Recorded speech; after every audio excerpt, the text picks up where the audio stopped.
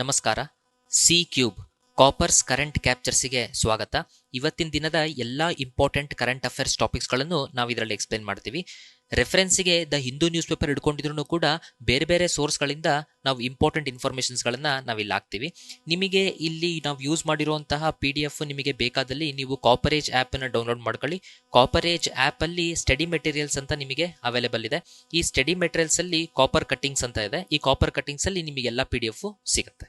ಇವತ್ತಿನ news paper April 25, 2022 Monday. So ಇವತ್ತಿನ news ಪೇಪರಲ್ಲಿ ಒಂದಿಷ್ಟು ವ್ಯಾಲ್ಯೂ ಅಡಿಷನ್ಸ್ ಇದೆ. ಅಂದರೆ ವ್ಯಾಲ್ಯೂ ಅಡಿಷನ್ಸ್ ಅಂದರೆ ನಾನು ಆಲ್ರೆಡಿ ಪ್ರೀವಿಯಸ್ಲಿ ನಿಮಗೆ ಎಕ್ಸ್ಪ್ಲೇನ್ ಮಾಡಿರೋಂಥ ಆರ್ಟಿಕಲ್ಗಳದ್ದು ಈಗ ಒಂದು ಸ್ವಲ್ಪ ಅಡಿಷನ್ಸ್ ಆಗಿದೆ. ಅದು ಬಿಟ್ಟರೆ ಒಂದು 2-3 ಆರ್ಟಿಕಲ್ನ ನಾನು ಡೀಟೇಲ್ಡ್ ಅನಾಲಿಸಿಸ್ ಈ ಒಂದು ನ್ಯೂಸ್ ಪೇಪರಲ್ಲಿ ಮಾಡ್ತೀನಿ. ಹಾಗಾಗಿ ಇದರಲ್ಲಿ ನೋಡೋಣ. ಫಸ್ಟ್ ಶೀಟಲ್ಲಿ ಇಲ್ಲಿ ಹೇಳ್ತಿದ್ದಾರೆ, after a hiatus household consumer spending survey to resume in July. Actually ಏನಂತಂದರೆ, ನ್ಯಾಷನಲ್ ಸ್ಟ್ಯಾಟಿಸ್ಟಿಕಲ್ ಆರ್ಗನೈಸೇಷನ್ನು which comes under ministry of statistic and programme ಇಂಪ್ಲಿಮೆಂಟೇಷನ್ನು, ಇವರು ಒಂದು ಸರ್ವೆ ಬಿಡ್ತಾರೆ ಪ್ರತಿ 5 ವರ್ಷಕ್ಕೊಂದ್ಸತಿ. ಆ ಸರ್ವೆನ ನಾವು all India house holds consumer expenditure survey ಅಂತ ಅಂದ್ಬಿಟ್ಟು ಹೇಳ್ತೀವಿ. ಈ ಸರ್ವೆ 2011ನಲ್ಲಿ ಆಗಿತ್ತು. ಅದಾದ ನಂತರ 2016-17, ಅದಾದಮೇಲೆ ಈಗ 2021. 2011ಇಂದ ಏನು ಸರ್ವೆ ಮಾಡಿದ್ರು ಅದು ರಿಪೋರ್ಟ್ ಬಿಟ್ಟರು. 2016-17ನಲ್ಲಿ ಮಾಡಿದಂಥ ಒಂದು ಸರ್ವೇದ ರಿಪೋರ್ಟ್ ಬಿಡಲಿಲ್ಲ. ಯಾಕಂದರೆ 2016ನಲ್ಲಿ ಮಾಡಿದಂಥ ಸರ್ವೇದು ರಿಪೋರ್ಟ್ ಬಿಡಲಿಲ್ಲ. ಯಾಕಂದರೆ ಅದರಲ್ಲಿ ಕೆಲವು ಕ್ವಾಲಿಟಿ ಕಾಂಪ್ರಮೈಸ್ ಆಗಿದೆ. ಅಂದರೆ ಅದರಲ್ಲಿ ಕೆಲವು ಎರರ್ಸ್ ಇದೆ. ಸೊ ಆ ಕಾರಣದಿಂದ ಈ ರಿಪೋರ್ಟ್ನ ಕ್ಯಾನ್ಸಲ್ ಮಾಡಿದ್ರು. ಆ್ಯಕ್ಚುಲಿ ಇದು 2020ಗೆ ಈ ರಿಪೋರ್ಟನ್ನು ಮಾಡಬೇಕಿತ್ತು. 2021 ಈ ರಿಪೋರ್ಟ್ ಮಾಡಬೇಕಿತ್ತು.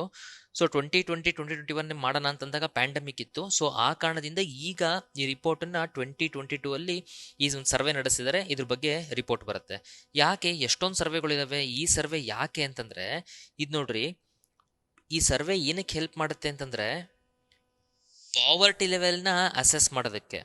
ಹೆಂಗೆ ಅಸೆಸ್ ಮಾಡೋದು ಪಾವರ್ಟಿ ಲೆವೆಲ್ನ ಅಂತಂದರೆ, ಕನ್ಸಂಪ್ಷನ್ ಪ್ಯಾಟರ್ನ್ ಪ್ರಕಾರ ಯಾವ ಹೌಸ್ ಹೋಲ್ಡ್ಸ್ಗಳು, ಅದು ರೂರಲ್ ಇರ್ಬೋದು ಅಥವಾ ಅರ್ಬನ್ ಇರ್ಬೋದು, ಅವ್ರ ಕನ್ಸಂಪ್ಷನ್ ಹೆಂಗಿರುತ್ತೆ, ಅವ್ರ ಕನ್ಸಂಪ್ಷನ್ ಪ್ಯಾಟ್ರನ್ ಪ್ರಕಾರ ಪಾವರ್ಟಿ ಲೆವೆಲ್ನ ಅಸೆಸ್ ಮಾಡಿ, ದೆನ್ ಅದ್ರ ಪ್ರಕಾರ ಇವರು GDP ಕ್ಯಾಲ್ಕುಲೇಷನ್ಸ್ ಏನಿದೆ ಅದನ್ನು ರೀಬೇಸ್ ಮಾಡ್ತಾರೆ. ರೀಬೇಸ್ ಅಂದರೆ ಆ್ಯಕ್ಚುಯಲ್ GDP ಕ್ಯಾಲ್ಕುಲೇಷನ್ಸ್ ಏನಿರ್ಬೋದು ಅಥವಾ ಪಾವರ್ಟಿ ಲೆವೆಲಲ್ಲಿ ಅದರದ್ದು ಲಿಂಕ್ ಎಷ್ಟಿರ್ಬೋದು ಅಂತ ಇದ್ರ ಬಗ್ಗೆ ಅವರು ಡೀಟೇಲ್ಡ್ ಅನಾಲಿಸಿಸ್ ಮಾಡ್ತಾರೆ. ಸೊ ಹಾಗಾಗಿ ಈ ಆರ್ಟಿಕಲಲ್ಲಿ ಅವರು ಕ್ಲಿಯರ್ ಆಗಿ ಹೇಳ್ತಿದ್ದಾರೆ, it helps arrives at estimation of the poverty level. Poverty level ಎಸ್ಟಿಮೇಷನ್ಗೆ ಇದು ತುಂಬ ಹೆಲ್ಪ್ ಮಾಡುತ್ತೆ. ಹಾಗಾಗಿ ಈ ಸರ್ವೆ ಬಗ್ಗೆ ನಮಗೆ ಗೊತ್ತಿರಬೇಕು. ದೆನ್ ಅದಾದಮೇಲೆ days of misery over PM tells J&K youth. ಹಾಗಾಗಿ ಕೆಲವು ಪ್ರಾಜೆಕ್ಟ್ಸ್ಗಳನ್ನು ಜಮ್ಮು ಕಾಶ್ಮೀರಲ್ಲಿ ಇನಾಗ್ರೇಟ್ ಮಾಡೋದಕ್ಕೋಸ್ಕರ ನಮ್ಮ ಪ್ರೈಮ್ ಮಿನಿಸ್ಟರ್ ಹೋಗಿದ್ರು. ಹಾಗಾಗಿ ಅಲ್ಲಿ ಇನ್ನು ನಿಮ್ಮ ಮಿಸರಿ ಎಲ್ಲ ಹೋಯ್ತು. ಇನ್ಮೇಲಿಂದ ನೀವು ದಿಲ್ಲಿಯಿಂದ ಆಗಲಿ ಅಥವಾ ದಿಲ್ಲಿಯಿಂದ ಆಗಲಿ ನೀವು ದೂರ ಇರುವಂಥ ಪರಿಸ್ಥಿತಿ ಹೋಯ್ತು. ಈಗ ನೀವು ಹತ್ರ ಇದ್ದೀರಾ ಅಂತ ಅಂದ್ಬಿಟ್ಟು ಹೇಳಿದ್ದಾರೆ. ಇದರಲ್ಲಿ ಟಿಟ್ಬಿಟ್ಸಿಗೆ ಒಂದು ನ್ಯೂಸ್ ಇದೆ. ಏನಂದರೆ, Palli village will run on solar power. ಅದರಲ್ಲಿ ಪಲ್ಲಿ ವಿಲೇಜ್ ಏನು ಜಮ್ಮು ಆ್ಯಂಡ್ ಕಾಶ್ಮೀರಲ್ಲಿ ಜಮ್ಮುವನ ಸಾಂಬಾ ಡಿಸ್ಟ್ರಿಕ್ಟಲ್ಲಿದೆ, ಇದು it becomes the first panchayat to become carbon neutral. Carbon neutral ಅಂದರೆ ಝೀರೋ ಕಾರ್ಬನ್ ಎಮಿಷನ್ ಅಲ್ಲ. ಕಾರ್ಬನ್ ನ್ಯೂಟ್ರಲ್ ಅಂದರೆ ಎಷ್ಟು ಕಾರ್ಬನ್ನ ನಾವು ಎನ್ವಿರಾನ್ಮೆಂಟಿಗೆ ಬಿಟ್ಟಿರ್ತೀವೋ ಅಷ್ಟೇ ಸಿಕ್ವೆಸ್ಟರ್ ಮಾಡ್ತೀವಿ, ಅಂದರೆ ಅಷ್ಟೇ ಸ್ಟೋರೇಜ್ ಮಾಡ್ತೀವಿ ಅಂತ. ಸೊ ಓವರಾಲ್ ನೆಟ್ ಎಮಿಷನ್ ಅದು ಝೀರೋ ಇರೋವಂಥದ್ದು ಅಂತ. ಅದು with respect to solar power ಏನು ಇನಾಗ್ರೇಟ್ ಮಾಡ್ತಾರೆ, ಇದ್ರ ಪ್ರಕಾರ ಅದು ಕಾರ್ಬನ್ ನ್ಯೂಟ್ರಲ್ ಆಗುತ್ತೆ ಅಂತ. ಆ್ಯಕ್ಚುಲಿ ನಾವು ಗ್ಲಾಸ್ಗೋ ಸಮಿಟ್ ಅಂದರೆ United nation convention on climate change ಇದೆಯಲ್ಲ, ಅದರಲ್ಲಿ ಗ್ಲಾಸ್ಗೋ ಸಮಿಟ್ 2021ನಲ್ಲಿ ನಡೆದಾಗ ನಮ್ಮ ಪ್ರೈಮ್ ಮಿನಿಸ್ಟರು ಒಂದು ಮಾತು ಹೇಳಿದರು, ಪೂರಾ ಇಂಡಿಯಾ ಬೈ 2070 ಎಷ್ಟೊತ್ತಿಗೆ ಕಾರ್ಬನ್ ನ್ಯೂಟ್ರಲ್ ಆಗುತ್ತೆ ಅಂತ ಅಂದ್ಬಿಟ್ಟು. ಸೊ ಆ ಒಂದು ಗೋಲಿಗೆ ಇದು ನಮ್ಮ ಫಸ್ಟ್ ಬ್ರಿಕ್ ಇದು ನಾವು ಹಾಕಿರುವಂಥದ್ದು. ಹಾಗಾಗಿ ಈ ನ್ಯೂಸ್ ನಿಮಗೆ ಗೊತ್ತಿರಬೇಕು. ದೆನ್ ಅದಾದಮೇಲೆ ಅಡ್ವರ್ಟೈಸ್ಮೆಂಟ್ ನೆಕ್ಸ್ಟು. ಕಾಪರೇಜ್ ಅಡ್ವರ್ಟೈಸ್ಮೆಂಟ್ ಕೂಡ ದ ಹಿಂದೂ ನ್ಯೂಸ್ ಪೇಪರಲ್ಲಿ ಬಂತು ಅಂತ ಅನ್ಕೊಂಬೇಡ್ರಿ. ನಾವೇನು ಅಷ್ಟು ದೊಡ್ಡ ಮಂದಿ ಅಲ್ಲ. ಹಾಗಾಗಿ ಈ ನ್ಯೂಸ್ ಪೇಪರ್ ಮಧ್ಯದಲ್ಲಿ ನಮ್ಮದೊಂದು ಪಾಂಪ್ಲೆಟ್ ಇಟ್ಟಿದ್ದೀವಿ. ಈಗ ಇದೇನು ನಾವು ನ್ಯೂಸ್ ಪೇಪರ್ ಅನಾಲಿಸಿಸ್ ನಾನು ಮಾಡ್ತಿದ್ದೀನಲ್ಲ, ಈ ನ್ಯೂಸ್ ಪೇಪರ್ ಅನಾಲಿಸಿಸಿನ ಇಂಪಾರ್ಟೆಂಟ್ ಕರೆಂಟ್ ಅಫೇರ್ಸ್ಗಳನ್ನು ನಾನು ರೈಟಪ್ ಮಾಡ್ತಿದ್ದೀನಿ. ಅದನ್ನೇ ನಾವು ಚೆಂದಾಗಿ ಟೈಪ್ ಮಾಡಿಬಿಟ್ಟು ಇಮೇಜ್ ಹಾಕ್ಬಿಟ್ಟು ಟಿಟ್ಬಿಟ್ಸ್ ಪಾಯಿಂಟ್ಸ್ ಇವೆಲ್ಲ ಸೇರಿಸ್ಬಿಟ್ಟು ಒಂದು ಮ್ಯಾಗ್ಝಿನ್ ಮಾಡ್ತಿದ್ದೀವಿ. ಆ ಮ್ಯಾಗ್ಝಿನ್ ನಿಮಗೆ ಮಂತ್ಲಿ ಮ್ಯಾಗ್ಝಿನ್ ₹30. ಇದು ನೀವು ಕಾಪರೇಜ್ ಆ್ಯಪ್ಗೆ ಹೋಗಬೇಕು. ಕಾಪರೇಜ್ ಆ್ಯಪ್ ನೀವು ಗೂಗಲ್ ಸ್ಟೋರಲ್ಲಿ ಅದನ್ನು ಡೌನ್ಲೋಡ್ ಮಾಡಿಕೊಂಡ್ರೆ ನಿಮಗೆ ಅಲ್ಲೇ ಇದು ಅವೈಲೇಬಲ್ ಇರುತ್ತೆ. ಸಾಫ್ಟ್ ಕಾಪಿ ಮ್ಯಾಗ್ಝಿನ್ ನಿಮಗೆ ಸಿಗುತ್ತೆ, ನೀವು ಬೇಕಾದ್ರೆ ಪ್ರಿಂಟ್ಔಟ್ ಆದರೂ ಹಾಕ್ಕೊಳ್ರಿ ಅಥವಾ ಸಾಫ್ಟ್ ಕಾಪಿನಲ್ಲಾದರೂ ಹೋಗ್ರಿ. ಓಕೆ, ನೆಕ್ಸ್ಟ್ ಇನ್ಯಾವುದು ನಮಗೆ ಅಂಥ ಇಂಪಾರ್ಟೆಂಟ್ ನ್ಯೂಸ್ ಇದರಲ್ಲಿ ಕಾಣಿಸ್ಲಿಲ್ಲ. No, nothing important news. ಎಲ್ಲ ಸ್ಟೇಟ್ ನ್ಯೂಸು ಮತ್ತು ಅನ್ವಾಂಟೆಡ್ ನ್ಯೂಸ್ಗಳಿದೆ, ಅದ್ರ ಬಗ್ಗೆ ನಾವು ತಲೆ ಕೆಡಿಸ್ಕೊಳ್ಳೋಂಥ ಅವಶ್ಯಕತೆ ಇಲ್ಲ. ಎಸ್, ಎಡಿಟೋರಿಯಲಲ್ಲಿ ನೋಡಿ, ಇದ್ರ ಯಾವುದೂ ಇಂಪಾರ್ಟೆಂಟ್ ನ್ಯೂಸ್ ಇಲ್ಲ. ಯಾಕೆ ನಾನು ಇದರಲ್ಲಿ ನಿಮಗೆ ಫಾಸ್ಟಾಗಿ ಹೇಳ್ಬಿಡ್ತೀನಿ. ಒಂದು, India and UK chose to keep big picture in mind and work towards long term goals. So India UK ಯಾವ್ಯಾವ ವಿಚಾರದಲ್ಲಿ, ಈಗ ಇವ್ರು ಮೊನ್ನೆ ಬಂದಂಥ ಬೋರಿಸ್ ಜಾನ್ಸನ್ ಡಿಸ್ಕಸ್ ಮಾಡಿದ್ದಾರೆ, ಬ್ರಿಟಿಷ್ ಪ್ರೈಮ್ ಮಿನಿಸ್ಟರು, ಅದೆಲ್ಲದ್ರ ಬಗ್ಗೆ ಡೀಟೇಲ್ಸ್ ಕೊಟ್ಟಿದ್ದಾರೆ. ಹಾಗಾಗಿ ಅದು ನಮಗೇನು ಅಷ್ಟು ಇಂಪಾರ್ಟೆಂಟ್ ಇಲ್ಲ. ದೆನ್ ಅದಾದಮೇಲೆ ಇಲ್ಲಿ ಕೊಟ್ಟಿದ್ದಾರೆ ಅಡ್ರೆಸ್ಸಿಂಗ್ ಡಿಸ್ಕಂಟೆಂಟು. ನೀವು ಹೋಗ್ಬಿಟ್ಟು ಈಗ ಜಮ್ಮು ಕಾಶ್ಮೀರಲ್ಲಿ ಪ್ರಾಜೆಕ್ಟ್ಗಳನ್ನು ಓಪನ್ ಮಾಡ್ತಿದ್ದೀರಲ್ಲ, ಆ ಪ್ರಾಜೆಕ್ಟ್ ಇನಾಗ್ರೇಷನ್ ಆಯಿತು, ಪಲ್ಲಿ ಕಾರ್ಬನ್ ನ್ಯೂಟ್ರಲ್ ಆಯಿತು, ಇವೆಲ್ಲ ಹೇಳ್ತಿದ್ದೀರಲ್ಲ, ಆ್ಯಕ್ಚುಲಿ ಅದು ಬಿಟ್ಟು ಇನ್ನೂ ಎಷ್ಟೋ ಡಿಸ್ಕಂಟೆಂಟ್ ಇದೆ ಅಲ್ಲಿ. ಅದನ್ನೆಲ್ಲ ಯಾವಾಗ ಸರಿ ಮಾಡ್ತೀರಾ ಅನ್ನೋದು ಕ್ವಶನ್ ಮಾರ್ಕ್ ಹಾಕಿದ್ದಾರೆ. ಮಾಡ್ತಾರೆ ಅದನ್ನೆಲ್ಲ ಮಾಡ್ತಾರೆ, ಸ್ವಲ್ಪ ಸಮಾಧಾನ, ಟೈಮ್ ಸಿಗಲಿ. ನೆಕ್ಸ್ಟ್ ಇದಾದಮೇಲೆ drop the pin event in Chinese politics. Completely Chinese politics ಬಗ್ಗೆ ಇರುವಂಥದ್ದು. ಪೀಪಲ್ ರಿಪಬ್ಲಿಕ್ ಆಫ್ ಚೈನಾದಲ್ಲಿ ಕಮ್ಯುನಿಸ್ಟ್ ಪಾರ್ಟಿ ಏನಿದೆ, ಕಮ್ಯುನಿಸ್ಟ್ ಪಾರ್ಟಿ ಆಫ್ ಚೈನಾ, ಅದು ಮತ್ತು ಅದಾದಮೇಲೆ ಅದರ ಹೆಡ್ಡು ಇವರೆಲ್ಲಾರ್ದು ಲೀ ಜಿಂಗ್ಪಿಂಗು. ಓಕೆ, ಇದ್ರ ಬಗ್ಗೆ ಇದೆ, ನಮಗೆ ಅದು ಎಕ್ಸಾಮ್ ಪಾಯಿಂಟ್ ಆಫ್ ವ್ಯೂಯಿಂದ ಇಂಪಾರ್ಟೆಂಟ್ ಇಲ್ಲ. Then settling India's COVID-19 mortality date. Already ನಾನು ಹೇಳಿದ್ನಲ್ಲ, ಪ್ರೀವಿಯಸ್ ನ್ಯೂಸ್ ಪೇಪರಲ್ಲಿ ಹೇಳಿದ್ದೀನಿ. WHO ಏನೊಂದು ಎಸ್ಟಿಮೇಷನ್ ಇದೆ, ಅದರಲ್ಲಿ ಮಾರ್ಟಾಲಿಟಿ ರೇಟ್ ಬಗ್ಗೆ ಹೇಳ್ತಾ ಇದೆ. ಕೋವಿಡ್ಡು ಅವರು ಕೊಟ್ಟಿರುವಂತಹ ಒಂದು ರಿಪೋರ್ಟ್ ಏನಿದೆ, ಆ ರಿಪೋರ್ಟನ್ನು ನಾವು ಇಂಡಿಯಾ ಅಕ್ಸೆಪ್ಟ್ ಮಾಡಲ್ಲ. ಯಾಕಂದರೆ ಆ ರಿಪೋರ್ಟಲ್ಲಿ ಅವ್ರು ಯೂಸ್ ಮಾಡಿರೋಂಥ ಮೆಥಡಾಲಜಿ ಯಾರಿಗೆ ವರ್ಕ್ ಆಗುತ್ತೆ ಅಂದರೆ, ಡೆವಲಪ್ಡ್ ಕಂಟ್ರೀಸ್ ಯಾರು ಡೆತ್ತನ್ನು ರಿಜಿಸ್ಟರ್ ಮಾಡಿಸ್ತಾರೆ ಮತ್ತು ಯಾವ ಕಾಸಿಂದ ಡೆತ್ ಆಗುತ್ತೆ ಅಂತ ರಿಜಿಸ್ಟರ್ ಮಾಡಿಸ್ತಾರೆ, ಅಂಥದಕ್ಕೆ ಮಾತ್ರ ಸೆಟ್ ಆಗುತ್ತೆ ಹೊರತು ನಮಗೆ ಇದು ಸೆಟ್ ಆಗಲ್ಲ. ಹಾಗಾಗಿ ಸುಮ್ಮನೆ ನಮ್ಮ ಗೌರ್ಮೆಂಟಿಗೆ ಹೇಳ್ಬಿಡ್ರಿ ಎಷ್ಟೊಂದು ಡೆತ್ ಆಗಿದೆ ಇಂಡಿಯಾದಲ್ಲಿ ಕೋವಿಡ್, ಇಂಡಿಯಾದವ್ರು ಮಾತ್ರ ಕಮ್ಮಿ ತೋರಿಸಿದ್ದಾರೆ ಅಂತ ಅಂದ್ಬಿಟ್ಟು ನೀವು ನಿಮ್ಮ ಮೆಥಡಾಲಜಿ ಪ್ರಕಾರ ಹೇಳಬೇಡಿ. ಇದನ್ನು ಆಲ್ರೆಡಿ ನಾನು ಹಿಂದಿನ ದಿನದ ನ್ಯೂಸ್ ಪೇಪರಲ್ಲಿ ಇದ್ರ ಬಗ್ಗೆ ನಾನೊಂದು ಅನಾಲಿಸಿಸ್ ಕೊಟ್ಟಿದ್ದೀನಿ. ಹಾಗಾಗಿ ಹಿಂದಿನ ದಿನ ನ್ಯೂಸ್ ಪೇಪರ್ ನೋಡಿ ಇದ್ರದ್ದು ಏನು ಡೀಟೇಲ್ಸ್ ಅಂತ ಅಂದ್ಬಿಟ್ಟು. ಓಕೆ, ದೆನ್ ಅದಾದಮೇಲೆ demolishing the rule of law ಮತ್ತು ಜಹಾಂಗೀರ್ಪುರ್ ಇದೆ, ತಲೆ ಕೆಡಿಸ್ಕೊಬೇಡಿ. ಇವೆಲ್ಲ ನಮಗೆ ಸ್ಟೇಟ್ ನ್ಯೂಸಿಂದು. ಇಲ್ಲಿ important ಫ್ಲಾಂಡರಿಂಗ್ polio eradication. So polio ಬಗ್ಗೆ ಒಂದು detailed analysis. Oral polio vaccine ಅಂದರೆ ಏನು, ಆಮೇಲೆ ನೆಕ್ಸ್ಟ್ ಇಂಜೆಕ್ಟಬಲ್ ಪೋಲಿಯೋ ವ್ಯಾಕ್ಸಿನ್ ಅಂದರೆ ಏನು, ಪೋಲಿಯೋ ಅಂದರೆ ಏನು, ಇಲ್ಲಿಂದ ಈ ಪೋಲಿಯೋದಲ್ಲಿ ಇವರು ಇಲ್ಲಿ ಹೇಳ್ತಿದ್ದಾರೆ ಕೆಲವು CVD-P3V ಹಿಂಗಂದ್ರೇನು, OPV ಅಂದ್ರೇನು, CVD-PV ಅಂದ್ರೇನು, ಇವೆಲ್ಲದ್ರ ಬಗ್ಗೆ ಡೀಟೇಲ್ ಬೇಕು. ಇದಕ್ಕೆಲ್ಲ ನೀವು ಬೇಸಿಕ್ ಅರ್ಥ ಮಾಡ್ಕೊಬೇಕು. ಈ ಆರ್ಟಿಕಲ್ ನೀವು ಹಂಗೆ ಡೈರೆಕ್ಟ್ ಓದಿದ್ರೆ ಅರ್ಥ ಆಗಲ್ಲ. ಹಾಗಾಗಿ ತಲೆ ಕೆಡಿಸ್ಕೊಂಬಂಥ ಅವಶ್ಯಕತೆ ಇಲ್ಲ. ನಾನು ನಿಮಗೆ ಡೀಟೇಲ್ಡ್ ಅನಾಲಿಸಿಸ್ ಈ ಆರ್ಟಿಕಲ್ ಬಗ್ಗೆ ಕೊಡ್ತೀನಿ. Okay, then understanding the Olga Tellis judgment. Beautiful judgment ಇದು. ಆಲ್ರೆಡಿ ಜಹಾಂಗೀರ್ಪುರಿ ಬಗ್ಗೆ ನಾನು ಸಾಕಷ್ಟು ಹೇಳಿದ್ದೀನಿ. ಹನುಮಾನ್ ಜಯಂತಿ ನಡೀತಿತ್ತು, ಅಲ್ಲಿ ಮಾಸ್ಕ್ ಹತ್ರ ರಾಮ್ದಾನ್ ಪ್ರೇಯರ್ಸ್ ಮಾಡ್ತಿದ್ರು. ಅದೇ ಓಣಿನಲ್ಲೇ ಹನುಮಾನ್ ಜಯಂತಿ ಹೋಯಿತು. ಅಲ್ಲಿ ಯಾರೋ ಅನಾವಶ್ಯಕ ಕಲ್ತುರಾಟ ಮಾಡಿ ಹಿಂದೂ ಮುಸ್ಲಿಂ ಗಲಾಟೆ ಹಚ್ಚಿಟ್ರು. ಹಿಂದೂ ಮುಸ್ಲಿಂ ಗಲಾಟೆ ಹಚ್ಚಿಟ್ಟ ಮೇಲೆ ನೆಕ್ಸ್ಟು ಇಲ್ಲಿರುವಂತಹ ಆಫೀಸರ್ಸ್ ಅಥವಾ ಏನು ಲೋಕಲ್ ಮುನ್ಸಿಪಾಲ್ಟಿ ಆಫೀಸರ್ಸ್ ಇದ್ದಾರೆ, ಅವರು ಅಲ್ಲಿ ಇದ್ದಂಥ ಆ ಜಹಾಂಗೀರ್ಪುರ್ನಲ್ಲಿದ್ದಂಥ ಮುಸ್ಲಿಂ ಹೌಸ್ಗಳನ್ನೆಲ್ಲ ಡೆಮಾಲಿಷ್ ಮಾಡ್ತಾ ಬಂದರು. ಯಾಕಪ್ಪ ಡೆಮಾಲಿಷ್ ಮಾಡ್ತಿದ್ದೀರಾ ಅಂದರೆ, ಇಲ್ಲ ತಪ್ಪು ತಿಳಿಬೇಡ್ರಿ, ಇದು ಹಿಂದೂ ಮುಸ್ಲಿಂ ಗಲಾಟೆ ಆಯ್ತಲ್ಲ ಅದಕ್ಕೋಸ್ಕರ ಅಲ್ಲ, ಇವರೆಲ್ಲ ಇಲ್ಲಿಗಲಾಗಿ ಆಕ್ಯುಪೈ ಮಾಡಿದರೆ ಹಾಗಾಗಿ ಇದನ್ನು ಡೆಮಾಲಿಷ್ ಮಾಡ್ತಿದ್ದೀವಿ ಅಂತ ಹೇಳಿದ್ರು. ಬಟ್ ಬುದ್ಧಿಜೀವಿಗಳು ಹೇಳ್ತಿದ್ದಾರೆ, ಇಲ್ಲ ಇದು ಮುಸ್ಲಿಮ್ಸ್ ಮೇಲೆ ರಿವೆಂಜ್ ತೊಗೊಳೋದಕ್ಕೆ ಮಾಡ್ತಿದ್ದಾರೆ ಅಂತ ಹೇಳ್ತಿದ್ದಾರೆ. ಹಾಗಾಗಿ ಆ ಥರ ಏಕಾಏಕಿ ಬುಲ್ಡೋಸರ್ನ ಕರೆಸ್ಬಿಟ್ಟು ಈ ಥರ ಡೆಮಾಲಿಷ್ ಮಾಡಿದ್ದು ಸರಿನಾ ಅಂತ ಪ್ರಶ್ನೆಗೆ ನಾವು ಸರಿನೋ ತಪ್ಪು ಅಂತ ಅಂದ್ಬಿಟ್ಟು ಜನರಲ್ ಆಗಿ ಪೊಲಿಟಿಕ್ಸ್ ಆ್ಯಂಗಲಿಂದ ಹೇಳ್ಬೋದು. ಬಟ್ ಸುಪ್ರೀಂ ಕೋರ್ಟೇ ವೋಲ್ಗಾ ಟೆಲ್ಲಿಸ್ ಜಡ್ಜ್ಮೆಂಟಲ್ಲಿ ಹೇಳ್ಬಿಟ್ಟಿದೆ ಕ್ಲಿಯರ್ ಕಟ್ ವಿಚಾರ. ಏನು ವೋಲ್ಗಾ ಟೆಲ್ಲಿಸ್ ಜಡ್ಜ್ಮೆಂಟು ಇಲ್ಲಿ ಹೇಳಿದ್ದಾರೆ ನೋಡಿ. Olga Tellis versus Bombay municipal corporation 1985 constitution bench ಕೂತಿರುವಂಥದ್ದು. ಕಾನ್ಸ್ಟಿಟ್ಯೂಷನ್ ಬೆಂಚ್ ಅಂದರೆ 5 ಜಡ್ಜ್ ಬೆಂಚ್, ಅದನ್ನು ಕಾನ್ಸ್ಟಿಟ್ಯೂಷನ್ ಬೆಂಚ್ ಅಂತ ಕರಿತೀವಿ. 5 ಜಡ್ಜ್ ಬೆಂಚ್ ಹೆಡೆಡ್ ಬೈ ಅವಾಗಿದ್ದಂಥ ಚಂದ್ರಚೂಡ್ ಅವ್ರು ಕೂತ್ಕೊಂಡು ಹೇಳಿದ್ದಾರೆ, ಹೌದು ಇವರೆಲ್ಲರೂ ಕೂಡ ಪೇವ್ಮೆಂಟಲ್ಲಿ ಅಲ್ಲಿ ಇಲ್ಲಿ ಈ ಥರ ಎಲ್ಲ ಇವರು ಕನ್ಸ್ಟ್ರಕ್ಷನ್ ಮಾಡಿರೋದು ಇಲ್ಲೀಗಲ್ ಕನ್ಸ್ಟ್ರಕ್ಷನ್ಸು, ಹೌದು ಒಪ್ಕೊಂತೀವಿ. ಆದರೆ ಇಲ್ಲಿಗಲ್ ಕನ್ಸ್ಟ್ರಕ್ಷನ್ನು ಇವರು ಹೋಟೆಲ್ಲು, ಬಾರು, ಡಿಸ್ಕೋ, ಲಾಡ್ಜು ಅವನ್ನೆಲ್ಲ ಮಾಡಿರೋಂಥದ್ದಲ್ಲ. ತಾವು ಬದುಕಕ್ಕೋಸ್ಕರ ತಮ್ಮ ಒಂದು ಡೈಲಿ ಲೈವ್ಲಿಹುಡ್ಡಿಗೋಸ್ಕರ ಅವ್ರಲ್ಲಿ ಮಾಡ್ಕೊಂಡಿರುವಂಥದ್ದು. ಹಾಗಾಗಿ ಅವ್ರನ್ನ ನೀವು ಎತ್ತಾಕ್ಬೇಕಂತಂದಾಗ ಅವ್ರಿಗೂ ಕೂಡ ಒಂದು ಮಾತಾಡೋದಕ್ಕೆ ಚಾನ್ಸ್ ಕೊಡಿ.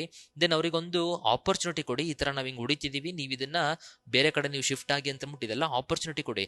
ದೆನ್ ಆ ಥರ ಕೊಟ್ಬಿಟ್ಟು ಆಮೇಲೆ ಹೊಡೀರಿ. ಅದು ಬಿಟ್ಟು ನೀವು ಏಕಾಏಕಿ ಡೈರೆಕ್ಟ್ಲಿ ಫೋರ್ಸನ್ನ ತಂದ್ಬಿಟ್ಟು ಏನು ಬುಲ್ಡೋಸರ್ ತಂದ್ಬಿಟ್ಟು ನೀವು ಹೊಡಿತಿದ್ದೀರಾ, ಇದು ತಪ್ಪು. ಆ ರೀತಿ ಮಾಡಂಗಿಲ್ಲ ಅಂತನ್ಬಿಟ್ಟು ಸುಪ್ರೀಂ ಕೋರ್ಟ್ ವೋಲ್ಗಾ ಟೆಲಿಸ್ ಜಡ್ಜ್ಮೆಂಟ್ ಅಲ್ಲಿ ಹೇಳಿದೆ. ಈ ಜಡ್ಜ್ಮೆಂಟಿನ ಆಧಾರದ ಮೇಲೆ ಈಗ ಇವರು ಡೆಲ್ಲಿ ಮುನ್ಸಿಪಲ್ ಕಾರ್ಪೊರೇಷನ್ DMCಗೆ ಇದು ಜಡ್ಜ್ಮೆಂಟ್ ಮೇಲೆ ಇವ್ರು ಹೇಳಿರುವಂತದ್ದು ಏನಂದ್ರೆ, ಈಗ ಹೊಡಿತಾ ಇದಿರಲ್ಲ ಜಹಾಂಗೀರ್ಪುರಿ, ಇದನ್ನ ನೀವು ಸ್ವಲ್ಪ ಸ್ಟಾಪ್ ಮಾಡಿ, ಹೋಲ್ಡ್ ಮಾಡಿ ಅಂತನ್ಬಿಟ್ಟು ಇದ್ರ ಬೇಸಿಸ್ ಮೇಲೆ ಹೇಳಿರುವಂತದ್ದು. Okay, then towards a resolution of Arunachal Assam border dispute. Already ನಾನು ಪ್ರೀವಿಯಸ್ ಆರ್ಟಿಕಲಲ್ಲಿ ಹೇಳಿದ್ದೀನಿ, ಅಸ್ಸಾಮು ಮೇಘಾಲಯ ಆ್ಯಕ್ಚುಲಿ ಪ್ರತಿಯೊಂದು ನಾರ್ತ್ ಈಸ್ಟ್ನಲ್ಲಿರುವಂಥ ಸಿಸ್ಟರ್ ಸ್ಟೇಟ್ಗಳು ಗಲಾಟೆ ಮಾಡ್ಕೊಂಡಿರೋದೇ ಅಸ್ಸಾಂ ಜೊತೆ. ಯಾಕಂದರೆ ಎಲ್ಲ ಸ್ಟೇಟ್ಗಳನ್ನು ಅಸ್ಸಾಮಿಂದನೇ ಕಾರ್ಡ್ ಔಟ್ ಮಾಡಿರುವಂಥದ್ದು ಮ್ಯಾಕ್ಸಿಮಮ್ ಸ್ಟೇಟ್ಸ್ಗಳನ್ನು.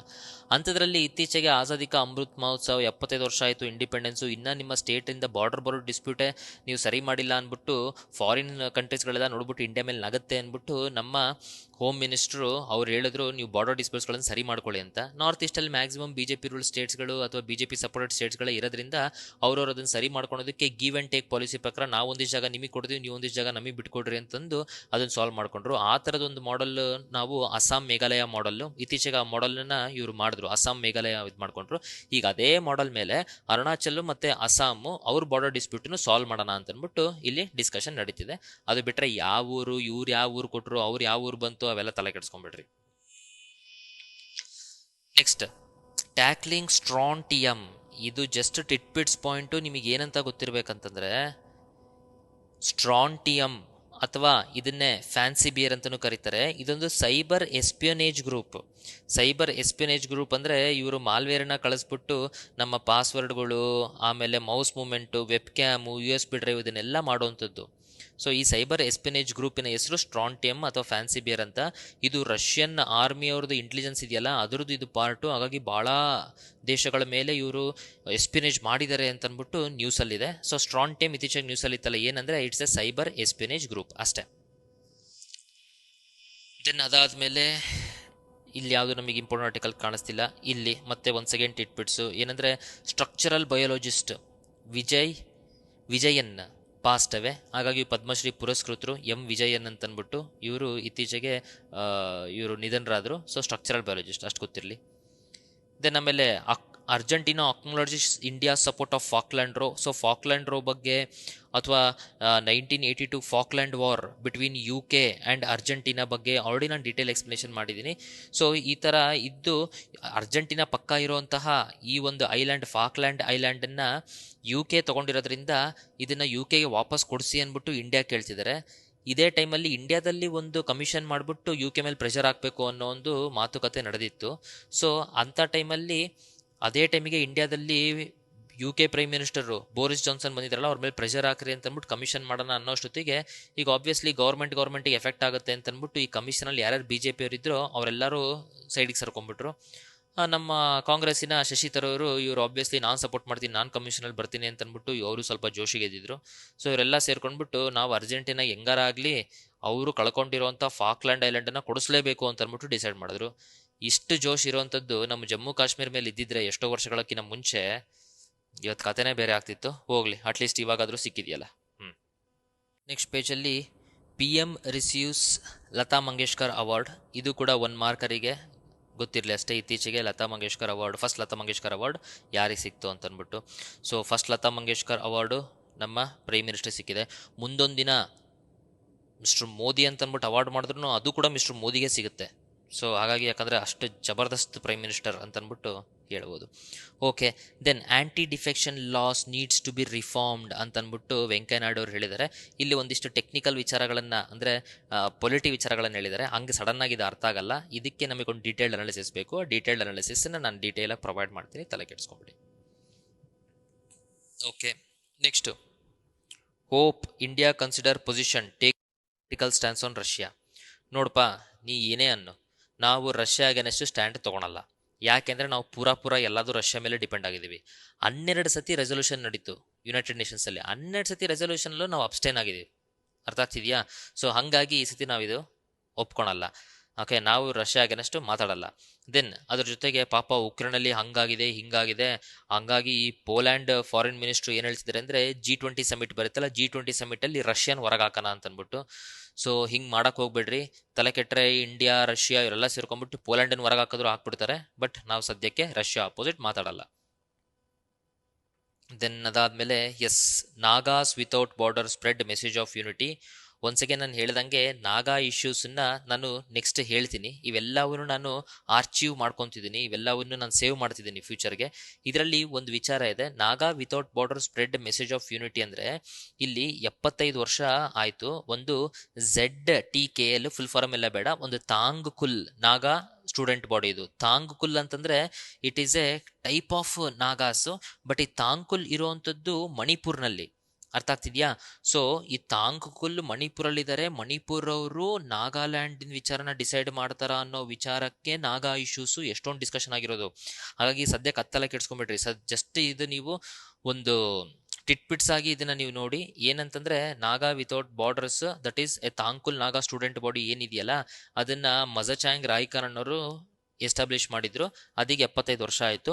ಬಟ್ ತಾಂಗ್ಕುಲ್ ಅನ್ನೋದು ನಿಮಗೆ ಇಲ್ಲಿ ನೆನಪಿರ್ಲಿ, ಯಾಕಂದ್ರೆ ನಾನು ನೆಕ್ಸ್ಟ್ ನಾಗಾ ಇಶ್ಯೂಸ್ ಮೇಲೆ ಡೀಟೇಲ್ ಹೇಳಬೇಕಾದ್ರೆ ಈ ಏನು ತಾಂಗ್ಕುಲ್ ಟ್ರೈಬ್ ಇದಾರಲ್ಲ, ಇದರಿಂದನೇ ನಾಗಾ ಪ್ರೊಸೆಸ್ ಲೇಟ್ ಆಗಿದ್ದು ಅನ್ನೋದನ್ನ ನಾನು ನಿಮಗೆ ನೆಕ್ಸ್ಟ್ ಹೇಳ್ತೀನಿ. ಬಟ್ ಈ ಹೆಸರು ಗೊತ್ತಿರಲಿ, ತಾಂಗ್ಕುಲ್.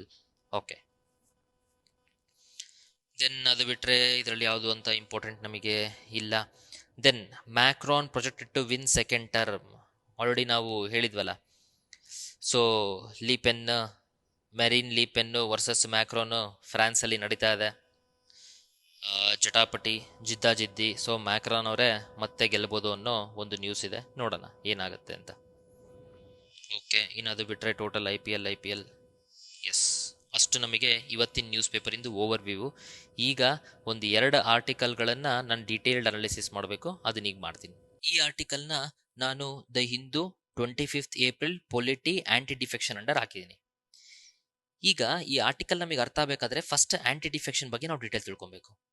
Actually 10th schedule, that is ನಮ್ಮ ಕಾನ್ಸ್ಟಿಟ್ಯೂಷನ್ ಅಲ್ಲಿ 12 ಸ್ಕೆಡ್ಯೂಲ್ಗಳಿದಾವೆ. 10th ಸ್ಕೆಡ್ಯೂಲ್ ಫಸ್ಟ್ ಇಂಟ್ರೊಡ್ಯೂಸ್ ಮಾಡಿದ್ದು ಯಾಕೆ ಅಂತಂದ್ರೆ, ಇಂಡಿಯಾಗೆ ಸಿಕ್ಕಿಮ್ಮು ಅಸೋಸಿಯೇಟ್ ಸ್ಟೇಟ್ ಆಗಿ ಸೇರ್ಕೊಂಡಿತ್ತು. ಸೊ ಹಾಗಾಗಿ 10th ಸ್ಕೆಡ್ಯೂಲ್ ಹಾಕಿದ್ರು. ಅದಾದ್ಮೇಲೆ ಒಂದ್ಸತಿ ಸಿಕ್ಕಿಮ್ಮು ಕಂಪ್ಲೀಟ್ ಸ್ಟೇಟ್ ಆಗಿ ಇಂಡಿಯಾಗೆ ಒಂದು ನಾರ್ಮಲ್ ಸ್ಟೇಟ್ ಆಗಿ ಅದು ಸೇರ್ಕೊಂಡ ಮೇಲೆ ಲೇಟರ್ ಇದನ್ನ 10th ಸ್ಕೆಡ್ಯೂಲ್ ತೆಗೆದುಬಿಟ್ರು. ಅದಾದ್ಮೇಲೆ ಮತ್ತೆ ಇನ್ನೊಮ್ಮೆ 1985 ಅಲ್ಲಿ 52nd ಕಾನ್ಸ್ಟಿಟ್ಯೂಷನ್ ಅಮೆಂಡ್ಮೆಂಟ್ ಪ್ರಕಾರ ಮತ್ತೆ 10th ಸ್ಕೆಡ್ಯೂಲ್ ನ ಇನ್ಕ್ಲೂಡ್ ಮಾಡಿದ್ರು. ಇದ್ರ ಕಾರಣ ಏನು ಅಂತಂದ್ರೆ, ಪೊಲಿಟಿಕಲ್ ಡಿಫೆಕ್ಷನ್ಸ್ ಆಗ್ತಿದೆ. ಪೊಲಿಟಿಕಲ್ ಡಿಫೆಕ್ಷನ್ಸ್ ಅಂದ್ರೆ ಅರ್ಥ, ಇದನ್ನ ನಮ್ಮ NCERT ನಲ್ಲಿ ಆಯಾರಾಮ್ ಗಯಾರಾಮ್ ಅಂತ ಅನ್ಬಿಟ್ಟು ಹೇಳ್ತಿದ್ರು. ಅಥವಾ ಇದನ್ನ ಹಾರ್ಸ್ ಟ್ರೇಡಿಂಗ್ ಇನ್ ಪೊಲಿಟಿಕ್ಸ್ ಅಂತ ಕೂಡ ಇದನ್ನ ಹೇಳ್ತಾರೆ. ಏನು ಅಂತಂದ್ರೆ, ಈಗ ನಾನು ಕಾಂಗ್ರೆಸ್ ಅನ್ಕೊಳ್ಳಿ, ನಾನು ಕಾಂಗ್ರೆಸ್ ಪಾರ್ಟಿಯಿಂದ ನಿಂತು MLA ಆಗಿದ್ದೀನಿ. ನಾನು ಕಾಂಗ್ರೆಸ್ ಪಾರ್ಟಿಗೆ ಬದ್ಧನಾಗಿರ್ಬೇಕಾ? ಒಂದ್ಸತಿ ಹೋದ್ಮೇಲೆ ಅಲ್ಲಿ ಒಳಗಡೆ BJP ಪಾರ್ಟಿ ಜೊತೆ ನಾನು ಸೇರ್ಕೊಂಡ್ಬಿಟ್ಟು BJP ಪಾರ್ಟಿ ಕಡೆ ನಾನು ಏನ್ ಮಾಡೋವಂಥದ್ದು, ವೋಟಿಂಗ್ ಮಾಡೋವಂಥದ್ದು, ಅವ್ರಿಗೆ ಬೇಕಾದಂಗೆ ಪಾಸ್ ಮಾಡಿಸೋವಂಥದ್ದು ಬಿಲ್ಗಳನ್ನ ಹಿಂಗ್ ಮಾಡ್ತಾ ಹೋಗ್ತೀನಿ.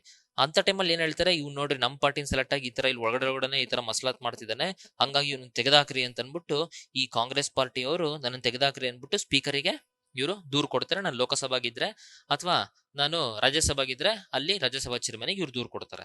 ಇದನ್ನ ನಾವೇನಂತ ಕರಿತೀವಿ, ಆಂಟಿ ಡಿಫೆಕ್ಷನ್. ನಾನು ಡಿಫೆಕ್ಷನ್ ಮಾಡ್ತಿದ್ದೀನಲ್ಲ, ಇದನ್ನ ತಡೆಯೋದಕ್ಕೆ ಆಂಟಿ ಡಿಫೆಕ್ಷನ್ ಅಂತ ಕರೀತಾರೆ. ಹಂಗಾರೆ ಡಿಫೆಕ್ಷನ್ ಮಾಡ್ಲಿ ಬಿಡ್ರಿ, ಏನ್ ತಪ್ಪು ಅಂದ್ರೆ, ಒಂದ್ಸತಿ ಪಾರ್ಟಿಯಿಂದ ಸೆಲೆಕ್ಟ್ ಆಗಿ ಒಳಗಡೆ ಹೋಗಿ ಅಲ್ಲಲ್ಲೇ ಇವರು ಒಬ್ರು ಒಂದೊಂದ್ ಪಾರ್ಟಿಯಿಂದ ಒಂದೊಂದ್ ಪಾರ್ಟಿ ಶಿಫ್ಟ್ ಆಗ್ತಾ ಕಳ್ಳ ಪೊಲೀಸ್ ಆಡ್ತಿದ್ರೆ ಅಗ್ಲಗ್ಲ ಏನಾಗುತ್ತೆ, ಇಲ್ಲಿ ಪಾರ್ಟಿಗಳು ಮೆಜಾರಿಟಿ ಕಳ್ಕೊಳುತ್ತೆ, ಬಿದ್ದೋಗುತ್ತೆ. ಅಂಡ್ ನಾವು ಅಗ್ಲಗ್ಲ ಎಲೆಕ್ಷನ್ ಮಾಡ್ಬೇಕು. ಸೊ ಹಂಗಾಗಿ ಬರೀ ಎಲೆಕ್ಷನ್ ವಿಚಾರದಲ್ಲೇ ಇವ್ರು ಗಮನ ಹರಿಸಿದ್ರೆ ದೇಶ ಪ್ರಗತಿ ಯಾವಾಗ ಹೊಂದುತ್ತೆ? ಓಕೆ, ಸೊ ಹಾಗಾಗಿ ಇದ್ದಂಥದ್ದು. ಈಗ ಆಂಟಿ ಡಿಫೆಕ್ಷನ್ ಯಾವ್ಯಾವ ಸಿಚುವೇಶನ್ ಅಲ್ಲಿ ಇವ್ರು ಹೇಳ್ತಾರೆ ಅಂತಂದ್ರೆ, ಒಬ್ಬ ಇಂಡಿಪೆಂಡೆಂಟ್ ಮೆಂಬರ್ ಸೆಲೆಕ್ಟ್ ಆಗಿದ್ದ ಅಂದ್ರೆ ಅವನು MLA ಆಗಿ ಹೋದ್ಮೇಲೆ ಅವ್ನು ಇಂಡಿಪೆಂಡೆಂಟ್ ಆಗಿ ಇರಬೇಕು. ಅರ್ಥ ಆಗ್ತಿದೆ? MP ಆಗೋನು ಹೋದ್ರು ಅವ್ನು ಇಂಡಿಪೆಂಡೆಂಟ್ ಆಗಿ ಇರಬೇಕು, ಯಾವುದೇ ಪೊಲಿಟಿಕಲ್ ಪಾರ್ಟಿ ಜಾಯ್ನ್ ಆಗಂಗಿಲ್ಲ. ಜಾಯ್ನ್ ಆದ್ರೆ ಅವ್ರನ್ನ ಆಂಟಿ ಡಿಫೆಕ್ಷನ್ ಅಂಡರ್ ತೆಗೆದಾಕ್ತಿವಿ. ದೆನ್ ಒಬ್ಬ ನಾಮಿನೇಟೆಡ್ ಮೆಂಬರು ಅವನು 6 ತಿಂಗಳ ಒಳಗಾಗಿ ಅವ್ನಿಗೆ ಯಾವ್ದಾರ ಪಾರ್ಟಿ ಇಷ್ಟ ಇದ್ರೆ ಸೇರ್ಕೊಬೇಕು. ಇಲ್ಲ ಅಂದ್ರೆ 6 ತಿಂಗಳಾದ್ಮೇಲೆ ಅವ್ನು ಸೇರ್ಕೊಳಂಗಿಲ್ಲ. ಅರ್ಥ ಆಗ್ತಿದ್ಯಾ?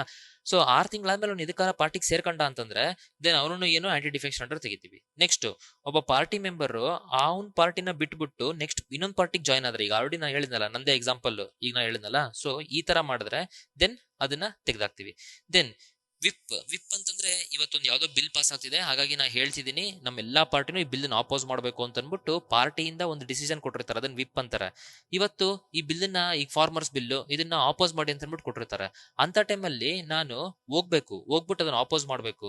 ಇಲ್ಲ ಕಾರಣಾಂತರಗಳಿಂದ ನಾನು ಬರಲ್ಲ, ಅಥವಾ ಅಲ್ಲಿ ಹೋಗ್ಬಿಟ್ಟು ಒಳಗೊಳಗೆ ನಾನು ಓಟನ್ನ ಅವ್ರ ಕಡೆ ಮಾಡೋದು, ಹಿಂಗೆಲ್ಲ ಮಾಡಿದ್ರೆ ನನ್ನ ವಿಪ್ಪಿಗೆ ಇದನ್ನ ನನ್ನ ಪಾರ್ಟಿ ತತ್ವಕ್ಕೆ ನಾನು ಉಲ್ಟಾ ಹೊಡಿತಿದ್ದೀನಿ ಅನ್ನೋ ಕಾರಣದಿಂದ ಅವಾಗ್ಲೂ ಕೂಡ ಅದನ್ನ ನಾನು ತೆಗಿಬಹುದು. ಯಾವಾಗ ಅಂತಂದ್ರೆ ನನ್ನ ಆಕ್ಷನ್ ಅನ್ನ ಪಾರ್ಟಿ ಧಿಕ್ಕರಿಸಿ ಕಂಪ್ಲೇಂಟ್ ಕೊಟ್ರೆ, ನನ್ನ ಆಕ್ಷನ್ ಅದನ್ನ ಮಾಡ್ಬಿಟ್ಟು 15 ದಿನ ಆದ್ಮೇಲೆ ಅವ್ರು ಏನಾದ್ರು ಡಿಸ್ಕಸ್ ಮಾಡಿದ್ರು ಅದೇನು ಉಪಯೋಗ ಬರಲ್ಲ. ಇದು ನಮಗೆ ಏನು ರೀಸನ್ಸ್. ಇದ್ರಲ್ಲಿ ಕೆಲವು ಎಕ್ಸೆಪ್ಷನ್ಸ್ ಇದೆ ಆಂಟಿ ಡಿಫೆಕ್ಷನ್ಸ್ಗೆ. ಎಕ್ಸೆಪ್ಷನ್ ಏನಂದ್ರೆ, ಈಗ ಸ್ಪೀಕರು, ಡೆಪ್ಯೂಟಿ ಸ್ಪೀಕರು, ಚೇರ್ಮನ್, ಇವರೆಲ್ಲ ಯಾರು? ಸ್ಪೀಕರ್, ಡೆಪ್ಯೂಟಿ ಸ್ಪೀಕರ್, ಇವರೆಲ್ಲ ಮುಂಚೆ ಯಾರು ಅಂತಂದ್ರೆ ಯಾವ್ದೋ ಪಾರ್ಟಿಯಿಂದ ಸೆಲೆಕ್ಟ್ ಆಗಿರ್ತಾರ, ಅಲ್ಲೋಗಿ ಅವ್ರ MLA MP ಆಗಿರ್ತಾರ. ದೆನ್ ಅಲ್ಲಿಂದ ಅವ್ರನ್ನ ಸೆಲೆಕ್ಟ್ ಮಾಡ್ಬಿಟ್ಟು ಸ್ಪೀಕರು, ಡೆಪ್ಯೂಟಿ ಸ್ಪೀಕರ್ ಈ ತರ ಸೆಲೆಕ್ಟ್ ಮಾಡಿರ್ತಾರೆ. ಹಂಗ ಅವರು ಸೆಲೆಕ್ಟ್ ಆಗಿ ಆ ಪೊಸಿಷನ್ಗೆ ಹೋದಾಗ ಪಾರ್ಟಿಗೆ ರಿಸೈನ್ ಮಾಡ್ಬಿಟ್ಟು ಮತ್ತೆ ವಾಪಸ್ ಬಂದು ಅದೇ ಪಾರ್ಟಿಗೆ ಸೇರ್ಕೊಂಡ್ರೆ ಅದನ್ನೇನು ಆಂಟಿ ಡಿಫೆಕ್ಷನ್ ಅಂತ ಕರೆಯಲ್ಲ. ದೆನ್ ಜೊತೆಗೆ ಒಬ್ಬ ಅಥವಾ ಇಬ್ರು ಅಥವಾ 3 ಜನ ಹಿಂಗೆ ಏನಾದ್ರೂ ಒಂದು ಪಾರ್ಟಿ ಬಿಟ್ಟು ಇನ್ನೊಂದು ಪಾರ್ಟಿಗೆ ಹೋಗಿ ಜಾಯ್ನ್ ಆದ್ರೆ ಅದನ್ನ ಆಂಟಿ ಡಿಫೆಕ್ಷನ್ ಅಂತೀವಿ.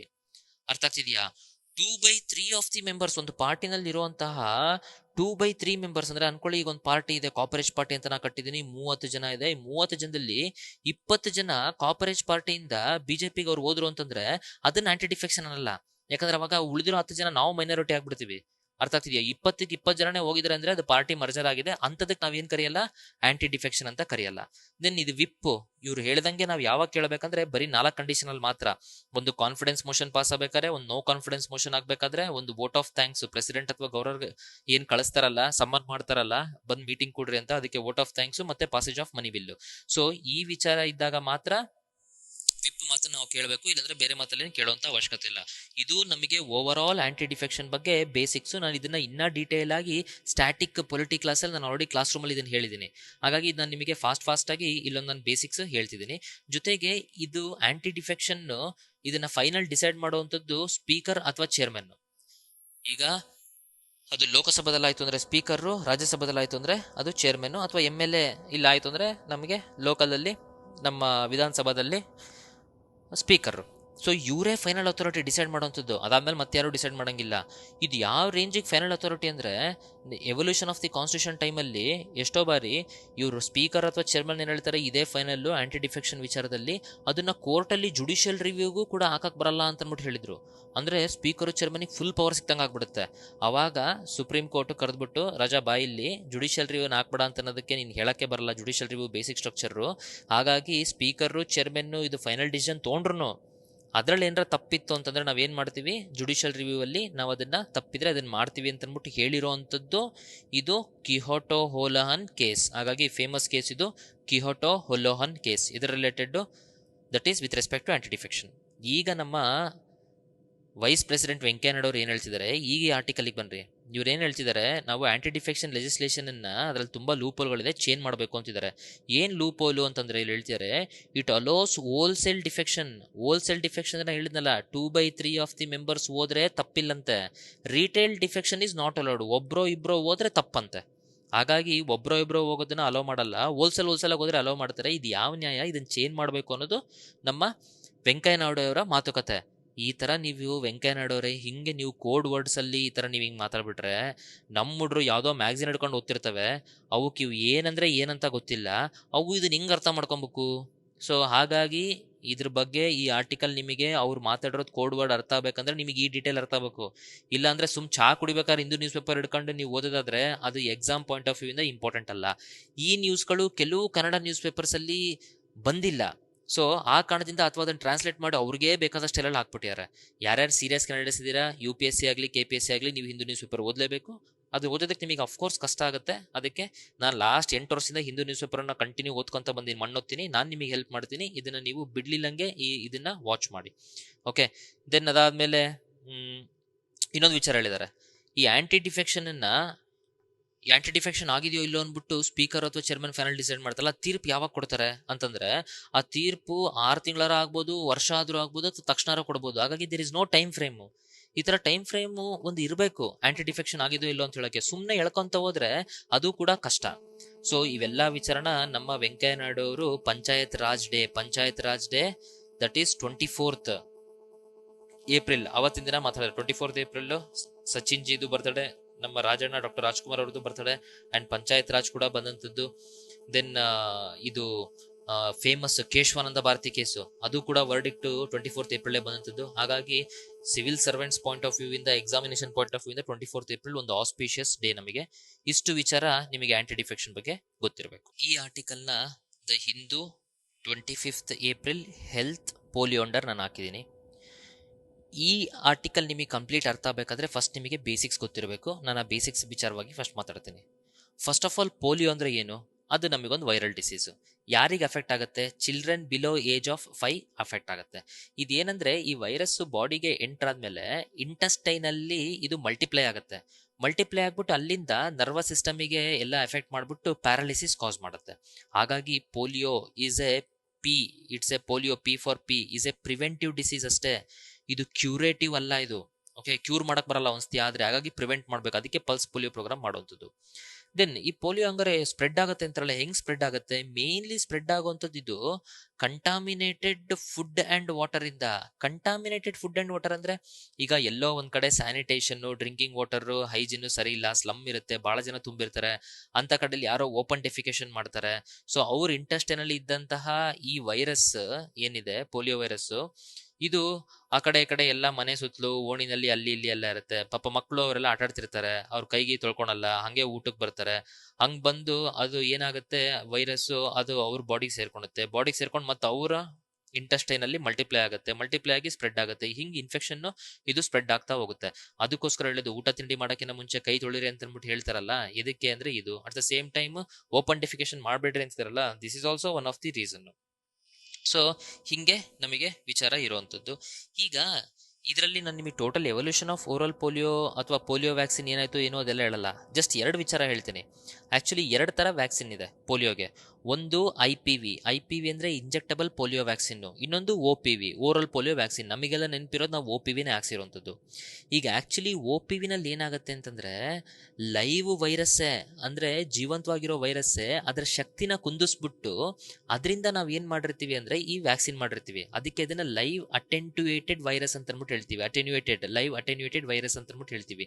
ಲೈವ್ ಅಟೆನ್ಯೂಯೇಟೆಡ್ ವೈರಸ್ ಅಂದರೆ ಈ ವೈರಸ್ಸನ್ನೇ ಪೂರ್ತಿ ಶಕ್ತಿಹೀನ ಥರ ಮಾಡಿಬಿಟ್ಟು ಇದನ್ನೇ ವೈರಸ್ಸನ್ನೇ ನಾವು ನಮ್ಮ ಬಾಡಿಗೆ ಹಾಕೊಂತೀವಿ ಓರಲ್ ಪೋಲಿಯೋ ವ್ಯಾಕ್ಸಿನ್ ಮೂಲಕ.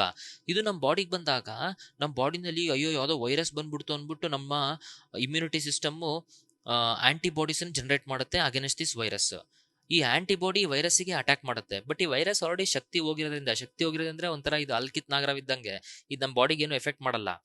ಬಟ್ ಫಸ್ಟೇ ನಮಗೆ ಏನಾಗ್ಬಿಡುತ್ತೆ, ಈಗ ಆಂಟಿಬಾಡೀಸ್ ಜನರೇಟ್ ಆಗಿರುತ್ತೆ. ಈಗ ಆಂಟಿಬಾಡೀಸ್ ಜನರೇಟ್ ಆಗಿ ರೆಡಿ ಇದಾವ. ನೆಕ್ಸ್ಟ್ ಏನಾದ್ರೂ ನಿಜವಾದ ಅಲ್ಲಿರುವಂತಹ ಹಾವೇ, ದಟ್ ಈಸ್ ವೈಲ್ಡ್ ಪೋಲಿಯೋ ವೈರಸ್ಸೇ ಅಟ್ಯಾಕ್ ಆಯ್ತು ಅಂದ್ರೆ ಆಲ್ರೆಡಿ ಆಂಟಿಬಾಡೀಸ್ ನಮ್ಮ ಬಾಡಿಲಿ ಜನರೇಟ್ ಇರೋದ್ರಿಂದ ಅವು ಇವಕ್ಕೆ ಅಟ್ಯಾಕ್ ಮಾಡಿಬಿಟ್ಟು ಈ ಪೋಲಿಯೋ ವೈರಸ್ ಇಂಟೆಸ್ಟೈನಲ್ ಮಲ್ಟಿಪ್ಲೈ ಆಗದೆ ಇರೋ ತರ ಇದು ನೋಡ್ಕೊಳುತ್ತೆ. ಅದು ನಮಗೆ oral polio vaccine. Okay, OPV oral polio vaccine. ಇದು ಓರಲಿ ಕೊಡ್ತಾರೆ. ಇದು ಬಾಡಿನಲ್ಲಿ ಜೊತೆಗೆ ಇಂಟೆಸ್ಟೈನಲ್ ಕೂಡ ಇದು ಏನು ಇಮ್ಯುನಿಟಿನ ಕ್ರಿಯೇಟ್ ಮಾಡುತ್ತೆ. ಪ್ಯಾರಾಲಿಸಿಸ್ ಇವೆಲ್ಲ ಇದು ಕಂಡಕ್ಟ್ ಆಗಲ್ಲ, ಇದು ಪ್ರಿವೆಂಟ್ ಮಾಡುತ್ತೆ. ದೆನ್ ಆಲ್ಸೋ ಪ್ಯಾಂಡಮಿಕ್ ಆಗಿ ಅಥವಾ ಎಪಿಡೆಮಿಕ್ ಆಗಿ ಎಲ್ಲ ಕಡೆ ಫಾಸ್ಟ್ ಸ್ಪ್ರೆಡ್ ಆಗಬೇಕಾದ್ರೆ ಅಂಥ ಟೈಮಲ್ಲಿ ನಾವು OPVನೇ ಕೊಡೋದು, ಇದು ಚೀಪರ್. ಹಾಗಾದ್ರೆ IPV ಏನು? IPV ಅಂದರೆ ಕಿಲ್ ಆಗಿರೋಂಥ ವೈರಸ್ಸನ್ನ ಯೂಸ್ ಮಾಡಿಬಿಟ್ಟು ಇವರು ಆಂಟಿಬಾಡೀಸ್ನ ಬಾಡಿಗೆ ಇಂಜೆಕ್ಟ್ ಮಾಡ್ತಾರೆ. ಇದಕ್ಕೆ ಇಂಜೆಕ್ಷನ್ ಮೂಲಕನೇ ಕೊಡಬೇಕು. ಇಂಜೆಕ್ಷನ್ ಮೂಲಕ ಕೊಡಬೇಕಂದ್ರೆ ನಮಗೆ ಸ್ಕಿಲ್ಡ್ ನರ್ಸ್ಗಳೆಲ್ಲ ಬೇಕು. ಹಾಗಾಗಿ ಇದು ಕಾಸ್ಟ್ಲಿ ಪ್ರೊಸೆಸ್ ಇದು. ಮತ್ತೆ ಇದನ್ನ ಬಾಡಿ ದಟ್ ಈಸ್ ನಮ್ಮ ಮಸಲ್ಸ್ಗೆ ಇದು ಕೊಡೋದ್ರಿಂದ ಇದು ಬಾಡಿನಲ್ಲಿ ಇಮ್ಯುನಿಟಿ ಇದು ಕ್ರಿಯೇಟ್ ಮಾಡುತ್ತೆ ಹೊರತು ಏನು ಇಂಟೆಸ್ಟೈನ್ ಇಮ್ಯುನಿಟಿ ಇರುತ್ತಲ್ಲ ಅದನ್ನ ಇದು ಕ್ರಿಯೇಟ್ ಮಾಡಲ್ಲ. ಹಾಗಾಗಿ ಮತ್ತಾವ್ದರ ಒಂದು ವೈಲ್ಡ್ ಪೋಲಿಯೋ ವೈರಸ್ ಇದು ಅಟ್ಯಾಕ್ ಆಯ್ತು ಅಂತಂದ್ರೆ ಮತ್ತೆ ಎಫೆಕ್ಟು ಇದು ಇದ್ದೇ ಇರುತ್ತೆ. ಓಕೆ, ಸೊ ಹಂಗಾಗಿ ಇದು ಫಾಸ್ಟ್ ಆಗಿ ಸ್ಪ್ರೆಡ್ ಆಗಬೇಕಾದ್ರೆ, ಎಪಿಡೆಮಿಕ್ಸ್ ಇರಬೇಕಾದ್ರೆ ಇದು ವರ್ಕೌಟ್ ಆಗಲ್ಲ, ಮತ್ತೆ ಕಾಸ್ಟ್ಲಿನೂ ಕೂಡ. ಹಾಗಾಗಿ ಇಂಡಿಯಾ ಆಗಲಿ ಎಲ್ಲ ಕಡೆ ನಾವೇನ್ ಮಾಡಿದೀವಿ, OPVನೇ ಕೊಟ್ಟಿದ್ದೀವಿ. ಓಕೆ, IPV ಕೊಟ್ಟಿಲ್ಲ. ಆಕ್ಚುಲಿ OPV ಜೊತೆಗೆ IPVನೂ ಮಿಕ್ಸ್ ಮಾಡ್ತಿದ್ದಾರೆ ಕೆಲವು ಡೆವಲಪ್ಡ್ ಕಂಟ್ರೀಸು. ಈ ಕಾರಣದಿಂದ ನಾವು IPV ಕೊಡ್ತಿಲ್ಲ. ದೆನ್ OPV ಏನ್ ಕಾಸ್ ಮಾಡುತ್ತೆ ಅಂದ್ರೆ ಹರ್ಡ್ ಇಮ್ಯುನಿಟಿ ಕಾಸ್ ಮಾಡುತ್ತೆ. ಹರ್ಡ್ ಇಮ್ಯುನಿಟಿ ಅಂತಂದ್ರೆ ಈಗ ಈ ವ್ಯಕ್ತಿ ಬಾಡಿನಲ್ಲಿ ದಟ್ ಈಸ್ ಕಿತ್ತಿರೋಂಥದ್ದು ಹಾವು, ದಟ್ ಈಸ್ ಏನು ಲೈವ್ ಅಟೆನ್ಯೂಯೇಟೆಡ್ ವೈರಸ್ ಇರುತ್ತಲ್ಲ, ಈ ವೈರಸ್ ಆಬ್ವಿಯಸ್ಲಿ ಇಂಟೆಸ್ಟೈನಿಗೆ ಹೋಗುತ್ತೆ, ಇಂಟೆಸ್ಟೈನಲ್ಲಿ ಮಲ್ಟಿಪ್ಲೈ ಆಗುತ್ತೆ. ಮಲ್ಟಿಪ್ಲೈ ಆಗ್ಬಿಟ್ಟು ಇದು ಹೆಂಗಿದ್ರು ಈ ಜಾಗದಲ್ಲಿ ನೀಟಾಗಿ ಸ್ಯಾನಿಟೇಷನ್ ಹೈಜಿನ್ ಇಲ್ವಲ್ಲ, ಹಾಗಾಗಿ ಇದು ಎಲ್ಲರಿಗೂ ಒಬ್ರಿಗೊಬ್ರು ಸ್ಪ್ರೆಡ್ ಆಗ್ಬಿಡುತ್ತೆ. ಸ್ಪ್ರೆಡ್ ಆಗ್ಲಿ ಬಿಡ್ರಿ, ಇದ್ರ ಆಕ್ಚುಲಿ ಇದೇನು ನಮಗೆ ಎಫೆಕ್ಟ್ ಇಲ್ವಲ್ಲ. ಹಾಗಾಗಿ ಅವ್ರ ಬಾಡಿನಲ್ಲೂ ನಾವು ಓರಲ್ ಪೋಲಿಯೋ ವ್ಯಾಕ್ಸಿನ್ ನಾವು ಕೊಟ್ಟಿಲ್ಲ ಅಂದ್ರೂ ಅವ್ರ ಬಾಡಿನಲ್ಲಿ ಸ್ಪ್ರೆಡ್ ಆಗಿ ಎಲ್ಲರ ಬಾಡಿನಲ್ಲೂ ಆಂಟಿಬಾಡಿ ಕ್ರಿಯೇಟ್ ಆಗುತ್ತೆ. ಬಟ್ ಇದು ಎಫೆಕ್ಟ್ ಆಗಲ್ಲ. ಅರ್ಥ ಆಗ್ತಿದ್ಯಾ? ಸೊ ಹಾಗಾಗಿ ಇದನ್ನ ನಾವೇನಂತ ಕರಿತೀವಿ, ಹರ್ಡ್ ಇಮ್ಯುನಿಟಿ. ಈ ಹರ್ಡ್ ಇಮ್ಯುನಿಟಿ OPV ನಮಗೆ ಕೊಡುತ್ತೆ, ಆ ಕಾರಣದಿಂದ ತಗೊಂಡಿದೀವಿ. ಹಾಗಾದ್ರೆ ಎಫೆಕ್ಟ್ ಏನು? ಈ OPV ಇದೆಯಲ್ಲ, ಓರಲ್ ಪೋಲಿಯೋ ವ್ಯಾಕ್ಸಿನ್, ಇದರಲ್ಲಿ ಲೈವ್ ಅಟೆನ್ಯೂಟೆಡ್ ವೈರಸ್ ಇರೋದ್ರಿಂದ, ಲೈವ್ ವೈರಸ್ ಇದರಲ್ಲಿ ಇರೋದ್ರಿಂದ ಇಲ್ಲಿ ಏನಾಗುತ್ತೆ, ಒಮ್ಮೊಮ್ಮೆ ಏನೋ ಮ್ಯುಟೇಷನ್ಸ್ ಆಗ್ಬಿಟ್ಟು, ಏನೋ ಚೇಂಜಸ್ ಆಗ್ಬಿಟ್ಟು ಇವು ಎರಡು ತರ ಎಫೆಕ್ಟ್ ಮಾಡುತ್ತೆ. ಒಂದು ಎಫೆಕ್ಟ್ ಮಾಡುತ್ತೆ, ಈಗ ನಮ್ಮ ಬಾಡಿನಲ್ಲಿ ಇಂಟೆಸ್ಟೈನಲ್ ಅಲ್ಲಿ ಆಲ್ರೆಡಿ ಪೋಲಿಯೋ ವೈರಸ್ ಇದೆ, ಆದ್ರೆ ಪೋಲಿಯೋ ವೈರಸ್ ಯಾವುದು ಸ್ಟ್ರಾಂಗ್ ಇರುವಂತದ್ದಲ್ಲ, ಅದರಿಂದ ನಮಗೆ ಏನು ಎಫೆಕ್ಟ್ ಮಾಡಕ್ಕಾಗಲ್ಲ. ಅಂತದ್ದು ಒಂದೊಂದ್ಸತಿ ಮ್ಯುಟೇಷನ್ಸ್ ಆಗ್ಬಿಟ್ಟು ನಮ್ಮ ಬಾಡಿನಲ್ಲೇ ನಮ್ಮ ನರ್ವಸ್ ಸಿಸ್ಟಮ್ಗೆ ಎಫೆಕ್ಟ್ ಆಗ್ಬಿಟ್ಟು ಆಮೇಲೆ ಮತ್ತೆ ಇದು ಪ್ಯಾರಾಲಿಸಿಸ್ ಕಾಸ್ ಆಗುವಂತ ಒಂದು ಸಂಗತಿ ಬರುತ್ತೆ. ಇದು ಆಕ್ಚುಲಿ 2 ಮಿಲಿಯನ್ ನಲ್ಲಿ ಒಂದು ಕೇಸ್ ಈ ತರ ಆಗುವಂತ ಸಾಧ್ಯತೆಗಳಿದೆ. ಅದು ನಮಗೆ ಎದರಿಂದ ಬರುತ್ತೆ? OPV ಇಂದಾನೇ ಬರುವಂತದ್ದು. ಅರ್ಥ ಆಗ್ತಿದ್ಯಾ? ಇನ್ನೊಂದ್ ಏನಾಗುತ್ತೆ ಅಂದ್ರೆ, ಈಗ ನಾ ಹೇಳಿದ್ನಲ್ಲ, ಹರ್ಡ್ ಇಮ್ಯುನಿಟಿಗೆ ಒಬ್ರಿಂದ ಒಬ್ರಿಗೆ ಸ್ಪ್ರೆಡ್ ಆಗ್ತಾ ಹೋಗುತ್ತೆ ಅಂತ. ಸ್ಪ್ರೆಡ್ ಆಗ್ಬೇಕಾದ್ರೆ ಯಾವ್ದೋ ಕಾರಣಾಂತರಗಳಿಂದ ಮ್ಯುಟೇಷನ್ಸ್ ಆಗ್ಬಿಟ್ಟು ಅದು ಮತ್ತೆ ಸ್ಟ್ರಾಂಗ್ ಆಗ್ಬಿಟ್ಟು ಎಲ್ಲಾರ್ಗೂ ಮತ್ತೆ ಎಫೆಕ್ಟ್ ಆಗೋ ತರ ಆಗ್ಬಿಡ್ತು ಅಂದ್ರೆ ಅದನ್ನ circulating vaccine derived polio virus ಅಂತ ಅಂದ್ಬಿಟ್ಟು ನಾವು ಹೇಳ್ತೀವಿ. ಅರ್ಥ ಆಗ್ತಿದ್ಯಾ? ಈ ಎರಡು ತರ ನಮಗೆ ಇದರಿಂದ ಕಾಸ್ ಆಗುತ್ತೆ, OPV ಇಂದ ಕಾಸ್ ಆಗುತ್ತೆ. ಈಗ ನಾವು ನ್ಯೂಸ್ ನೋಡೋಣ. ಈಗಿಲ್ ನ್ಯೂಸ್ ಏನಂತಂದ್ರೆ, ನಮಗೆ actually Pakistan, Afghanistan, India, Nigeria ಈ 4 ದೇಶದಲ್ಲಿ ಮಾತ್ರ ಪೋಲಿಯೋ ವೈರಸ್ ಇದ್ದಂಥದ್ದು.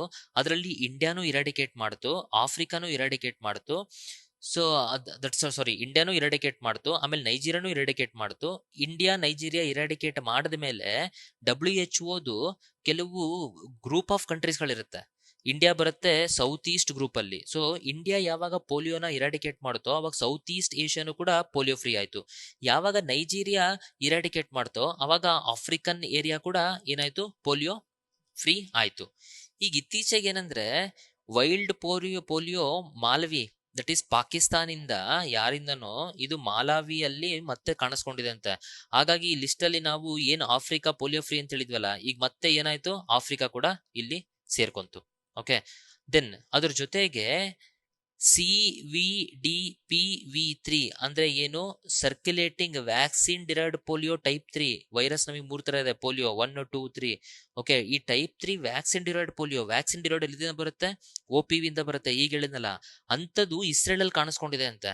ಹಾಗಾಗಿ ಈ ತರ ಸಿಚುವೇಶನ್ ಇರೋದ್ರಿಂದ ಈಗ ಪಾಕಿಸ್ತಾನಿಂದ ಅದು ಅಲ್ಲಿಗೆ ಮಾಲವಿಗೆ ಹೋಗ್ಬಿಟ್ಟು ಎಫೆಕ್ಟ್ ಮಾಡಿದೆ, ಆಯ್ತಾ? ಹಂಗಾಗಿ ಅಕಸ್ಮಾತ್ ಮತ್ತೆ ವೈಲ್ಡ್ ವೈರಸ್ ಇಂಡಿಯಾದಲ್ಲಿ ಎಫೆಕ್ಟ್ ಆಯ್ತು ಅಂದ್ರೆ ಏನಾಗ್ಬೋದು ಸಿಚುವೇಶನ್? ಇಂಡಿಯಾ ಕೇರ್ಫುಲ್ ಆಗಿರ್ಬೇಕು. ಅಷ್ಟೇ ಇಲ್ಲದೆ ನಾವು ಕೊಟ್ಟಿರೋದು OPV.